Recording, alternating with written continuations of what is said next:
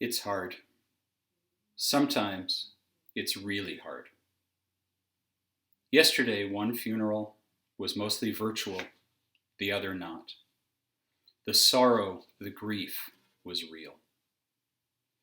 At graveside were two funeral directors, two mourners, Ellie and I, all maintaining 6 feet of separation, and a smartphone on a tripod. Friends and family were anywhere, connected by technology that got everyone as close as they were willing to get. Disembodied voices offered tributes to the deceased's long and fruitful life. At the other funeral, also graveside, about a dozen family members and friends, mostly maintaining 6 feet of separation, were connected by sudden death, by the pain of loss, and by the absence of physical intimacy. No hugs, no shared meal of condolence, no sharing a shovel to place earth on the casket. It was hard, being there for one another, trying to reach one another's hearts, while refraining from touching each other. It was hard, especially for the mourners, to be distanced from family and friends at a time when embrace could mean everything. To feel alone, to go home alone, without the normal shiva, that comforting crush of consolation. And it's hard. Things are different right now. We all know it, we feel it. It's not just the utter loneliness of grief. It's also celebrating without the comforting crush of community. It's socializing through a computer screen. It's planning a family Pesach Seder from different locations using Zoom or the like. So yes, things are different. And many suggest that it will be a new world, a new social reality after COVID-19. Today, I find it hard to be confident that what needs to happen will happen in as timely and as protectively a fashion as it should. Like many of us, I am concerned about how it is all going to play out. All of us are concerned. Some of us are scared. Family and friends have contracted the virus. We worry about the doctors and nurses we know, about others in essential services who may be working without adequate protections. We're rightly wary of leaving our homes, of how we handle groceries, of how well we wipe down everything as we restock our pantries. We think twice about paying cash, about accepting change, about passing our charge card over to the cashier or to the gas station attendant. We meet online at learning sessions, at virtual services, and often we stay and chat online afterward. We reach out to one another by phone, offering to help with shopping or other easy assistance that requires minimal physical proximity. It's hard. It's hard knowing what to say other than stay safe, however we figure on doing that.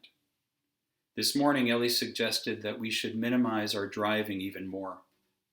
Minimize the chances of an accident, God forbid, that could be a drain on an overburdened health system or expose us to infected patients. Now this week on Shabbat, we begin reading the 3rd book of the Torah, Vayikra, Leviticus. Vayikra begins with a unique phrase, Vayikra el Moshe. Adonai called to Moshe. The text continues with more familiar language, Vayidaber Adonai elav, and God spoke to him. So Adonai calls to Moshe, but we're not told how. What was that call? And we don't have a response from Moshe. No, Hineni, here I am, as we might expect. Vayikra can then feel like a new beginning. Remember when out of the blue Adonai tells our patriarch Avraham, then known as Avram, Lech lecha, go. And he does, beginning our distinctive Jewish history.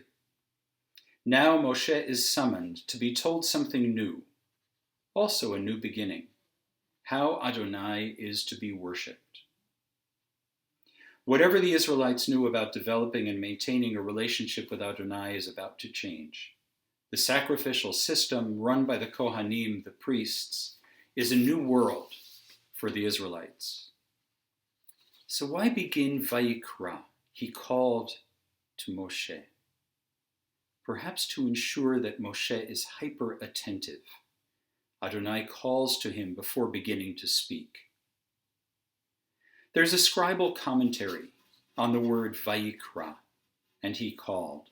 The last letter of the word is an aleph, written in Torah as smaller than the rest of the letters. You remember that here and there throughout Torah, a letter may be larger or smaller than the standard. A famous example is in Shema Yisrael, where the ayin of Shema and the dalet of Echad are larger. Well, together, the ayin and the dalet spell the word aid, witness, or reversing the letters, dalet ayin spells da, which is to know. Those different sized letters may have begun as, scribal error that were transcribed and replicated for millennia before printing as they copied previously done manuscripts. Later on, perhaps, meanings were ascribed to those larger and smaller letters, and thus an intentional tradition is born. What do we make of that little aleph? Well, aleph is a silent letter, right? And when we read Vayikra, and he called, I think most of us imagine something loud, clarion. It's God calling. But perhaps, though, the commentary of the small aleph teaches that sometimes hearing a call, getting the message, means careful, intentional listening. Maybe it's listening to our hearts, to the voice of our soul responding to this new reality of our lives. These days we are called upon in different ways, loud and quiet, and we need to respond. We need to do what we feel is most right in how we care for ourselves and how we reach out to others, in how we try to assuage grief and share joy. And there are other calls. I was advised today I might be invited to sit on a hospital ethics panel so that should the need arise to determine who will get a ventilator if demand overwhelms supply, I am not sure how I will respond to that call. So it's hard. You can make it less hard by hearing the call to action without endangering yourself. And we must care for ourselves, we must care for others.